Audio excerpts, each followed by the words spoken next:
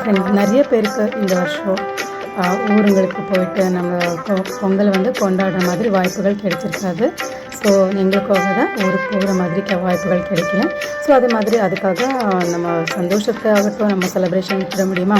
கண்டிப்பாக கிடையாது.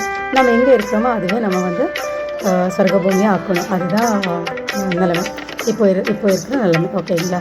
ஸோ அதுக்காக நாங்கள் வந்து இப்போ எங்கள் ஊரில் எங்கள் பெங்களூரில் நம்ம பால்கனியில் வச்சு கொண்டாடிருக்கோம். அரங்கெங்கே எப்படி வச்சுருக்கோம்.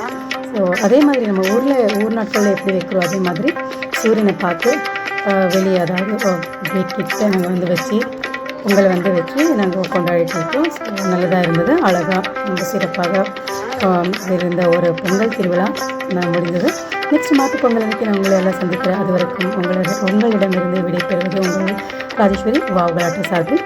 மறக்காமல் லைக் பண்ணுங்கள், ஷேர் பண்ணுங்கள், சப்ஸ்கிரைப் பண்ணுங்கள். ஸோ ரொம்ப நாளாச்சு வீடியோஸ் போட்டு. வீடியோஸ் கண்டிப்பாக வரும். மீண்டும் சந்திக்கலாம். மறக்காமல் ஷேர் பண்ணுங்கள்.